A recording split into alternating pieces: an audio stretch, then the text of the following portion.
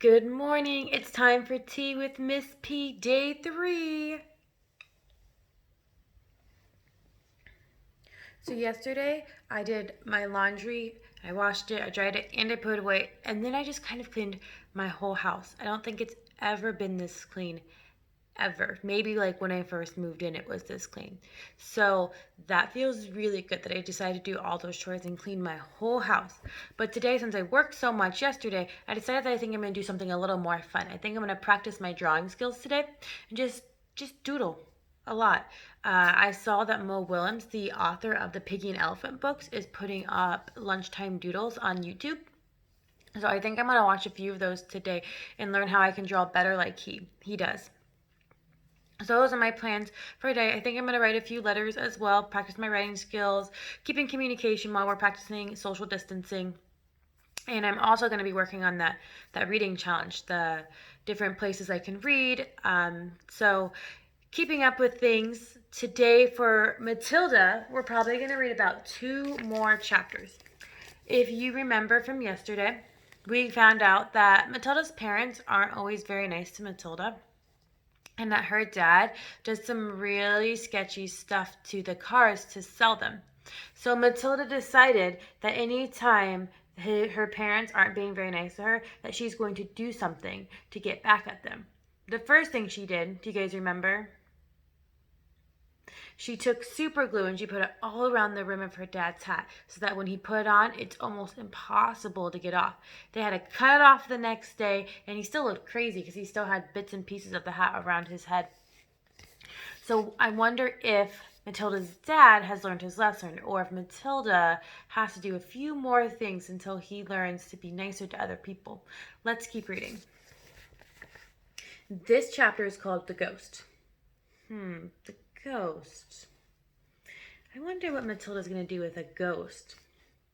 There is a comparative calm in the Wormwood household for about a week after the superglue episode. The experience had clearly chastened Mr. Wormwood, and he seemed temporarily to have lost his taste for boasting and bullying. Then, suddenly, he struck again. Perhaps he had a bad day at the garage, or that he had not sold enough crummy second-hand cars. There are many things that make a man irritable when he arrives home from work in the evening, and a sensible wife will notice the storm signals and will leave him alone until he simmers down. When Mr. Wormwood arrived back at the garage that evening, his face was dark as thundercloud, and somebody was clearly for a high jump pretty soon. His wife recognized the signs immediately and made herself scarce. He then strode into the living room. Matilda happened to be curled up in the armchair in the corner, totally absorbed in the book. Mr. Wormwood switched on the television. The screen lit up. The program blared. Mr. Wormwood glared at Matilda. She hadn't moved. She somehow had trained herself to block her ears from the ghastly sound of the dreaded box. She kept right on reading. For some reason, this infuriated her father. Perhaps his anger was intensified because he saw her getting pleasure from something that was beyond his reach. "Do you ever stop reading?" he snapped at her. "Oh, hello, Daddy," she said pleasantly. "Did you have a good day?" "What is this trash?" he said, snatching the book from her hands.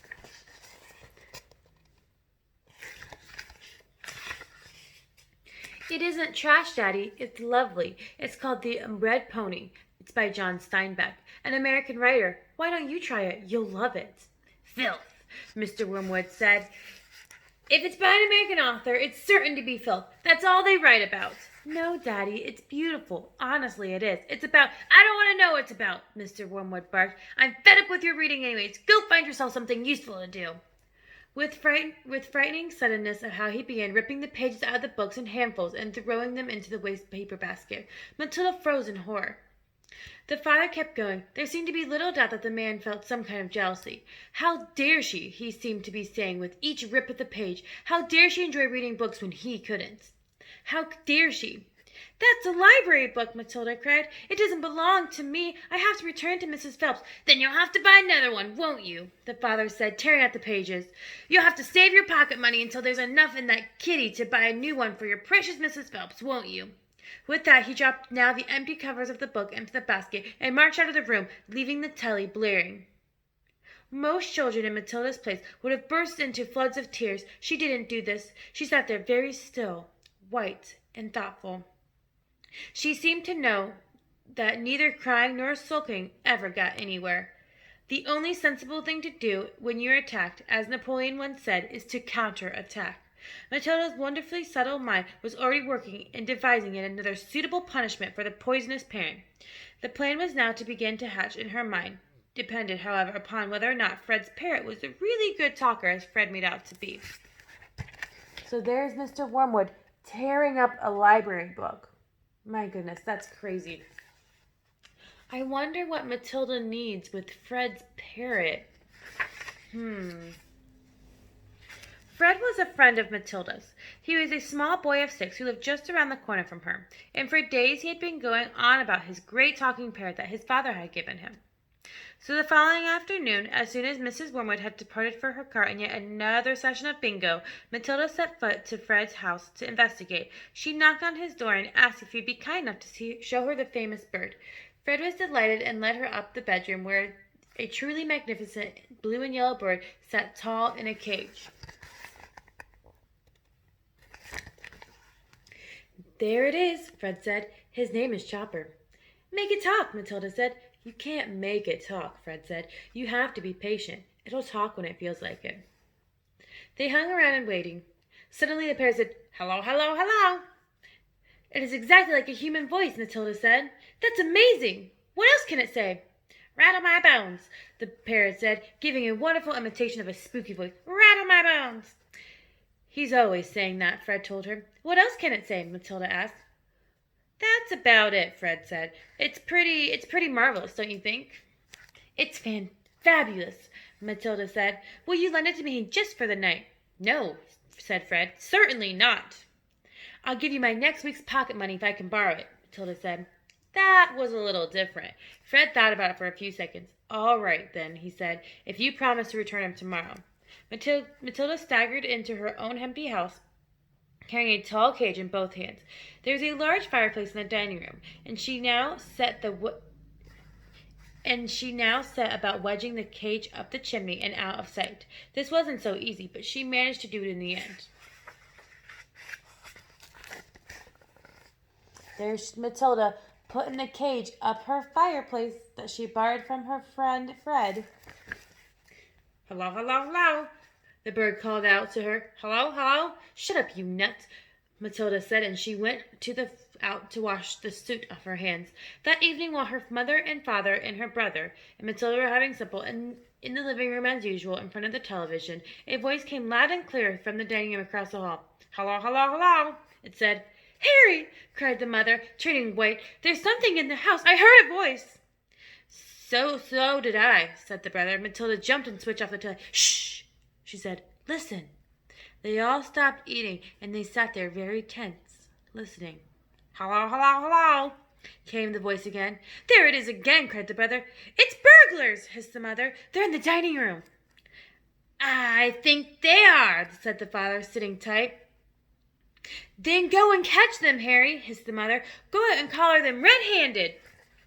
The father didn't move. He seemed to be in no hurry to dash off and be the hero. His face turned gray.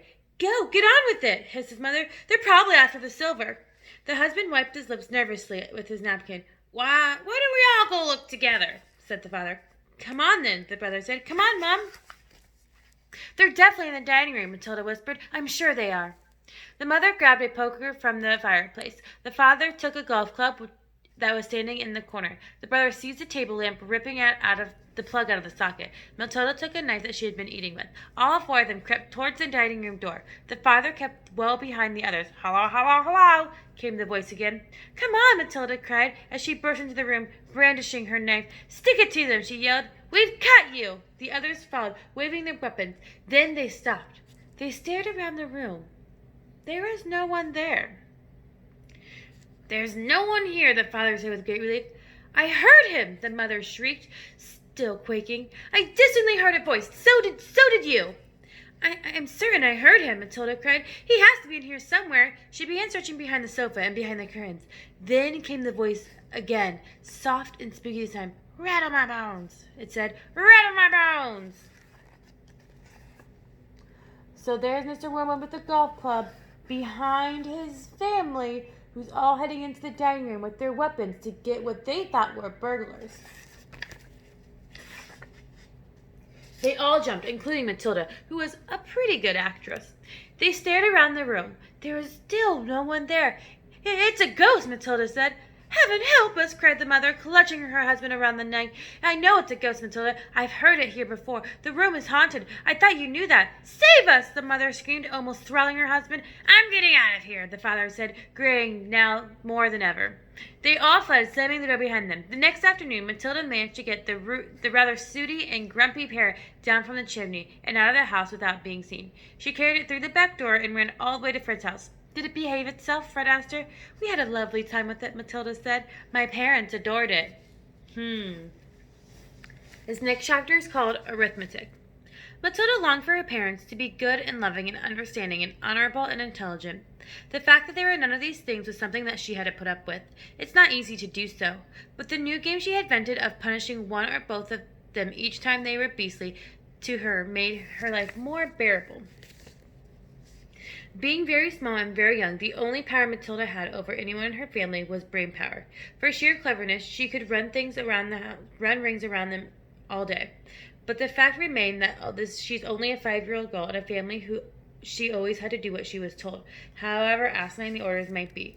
That she was always forced to eat every evening meal out of the TV dinner trays and from the dreaded box. She always had to stay home alone weekdays afternoons whenever she was told to shut up. She had to shut up.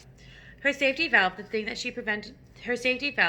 that prevented her from going around the bend, was the fun devising and dishing out splendid punishments, and the lovely thing that always seemed to work at any rate for short periods. The father in particular became less cocky and unbearable for several days after receiving a dose of Matilda's magic medicine. The parrot in the chimney affair quite definitely cooled both parents down for over a week. They were comparatively civil to their small daughter. But alas, this could not last. The next flare-up came one evening, sitting in the room. Mr. Wormwood had just returned from work. Matilda and her brother were sitting quietly on the sofa, waiting for the mother to bring TV dinners on the tray. The television had not yet been switched on. In came Mr. Wormwood with a loud check suit and a yellow tie. The appalling broad orange and green check of the jacket and trousers almost blinded the onlooker. He looked at the low gray bookmaker dressed up for his daughter's wedding, and he was clearly very pleased with himself this evening. He sat down in the armchair and rubbed his hands together and addressed his son in a loud voice. Well, my boy, he said, your father's had the most successful day. He's had a lot richer tonight than he was this morning. He has sold no less than 5 cars, each one with a tidy profit, sawdust and gearboxes, the electrical drill with the speedometer cables, and a splash of paint here and there, and a few clever other tricks, and idiots falling all over themselves to buy it. He fished a little paper from his pocket and saluted. Listen, boy, he said, addressing the son and ignoring Matilda. Seeing as you're going to be into the business one day like me, you've got to know how to add up profits you make at the end of each day. Go ahead and get yourself a pad and paper. Let's see how clever you are. The son obediently left the room and returned with the writing materials. Write down these figures, the father said, reading from his bit of paper. Car number 1, bought from me, sold for Car number 1 was bought by me for £278 and sold for £1,425. Got that? The 10-year-old boy wrote down 2 separate amounts, down slowly and carefully. Car number 2, the father went on, cost me £118 and sold for $760. Got it? Yes, Dad, the son said. I got that.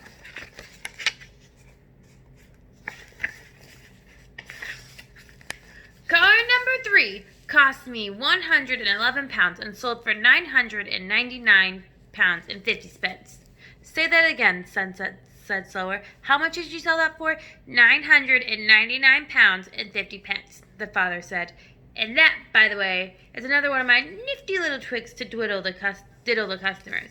Never ask for a big round figure. Always ask just below. Never say £1,000. Always say $999.50. It sounds much less, but it isn't. Clever, isn't it? Very, said the son. You are very brilliant, Dad. Car number 4 cost me £86, a real wreck that was, and sold for £695.50. Not too fast, the son said, writing down the numbers. Right, I got it. Car number 5 cost me 637 pounds and sold it for 1,649.50. You got those figures written down, son? Yes, Daddy, said the boy, crouching over his pad and carefully writing. Well, then, said the father, now work out the profit I made on each of the 5 cars and add up the total. Then you'll be able to tell me how much money your rather brilliant father has made altogether today. That's a lot of sums, the boy said. Of course it's a lot of sums, the father answered. But when you're in big business like me, you've got to have the hot stuff at arithmetics. I've gotten practically a computer inside my head. It took me less than 10 minutes to work up the whole thing out. You mean you did this in your head, Dad? The son asked, goggling. Well, not exactly, the father said. Nobody could do that. But it didn't take me long. When you're finished, tell me what you think my profit is for the day. I've got the final total written down here, and I'll tell you if you're right. Matilda sat quietly. Dad, you made exactly 4,303 pounds and 50 pence altogether. Don't butt in, said the father. Your brother and I are busy with high finance. But, Dad... There's Mr. Wormwood bragging about his big brain who can add numbers. And there's Matilda, listening, even though that he wasn't talking to her. But Dad, shut up, the father said, and stop guessing and trying to be clever. Look at your answer, Dad, Matilda said gently. If you've done it right, you ought to be 4,303 pounds and 50 pence. Is that what you've got, Dad? The father glanced down at his paper in his hand. He seemed to be stiffened. He became very quiet. There was silence. Then he said, Say that again. 4,303 pounds 50, Matilda said. There was another silence. The father's face was beginning to go dark red. I'm sure it's right, Matilda said. You little cheat, the father suddenly shouted, pointing his finger. You looked at my bit of paper. You read off what I've gotten in here. Daddy, I'm on the other side of the room, Matilda said. How could I possibly see it? Don't give me that rubbish, the father shouted. Of course you looked. You must have looked. No one in the world could give that right answer like that, especially a girl. You're a little cheat, madam. That's what you are, a cheat and a liar. At that point, the mother came in carrying a large tray with 4 suppers. This time, it was fish and chips, which Mrs. Wormwood had picked up from the fish and chip shop on her way home from bingo. It seemed that bingo's afternoons left her exhausted both physically and emotionally, and she never had enough energy to cook an evening meal. So if it wasn't TV dinners, it had to be fish and chips. What are you looking so red in the face about, Harry? She said. She put down the tray on the coffee table. Your daughter is a cheat and a liar, the father said, and taking his plate of fish and placing it on his knees. Turn on that telly and let's not have any more talk. There's Mr. Wormwood getting very upset at Matilda, who was just trying to do the math problem with her dad and her brother. And that's all I'm going to read today. I wonder what Matilda is going to do about Mr. Wormwood not treating her so nicely again. He accused her of being a liar and a cheat, and he said that you really shouldn't be able to do math, especially since you're a girl. Those weren't really nice things to say, especially to a kid. I wonder if Matilda is going to get back at him. Tune in tomorrow. We'll be reading some more and see what Matilda is up to. Have a good day. I will make another video tomorrow. Make sure you listen to your parents. Read a book. I love you and I miss you. Bye.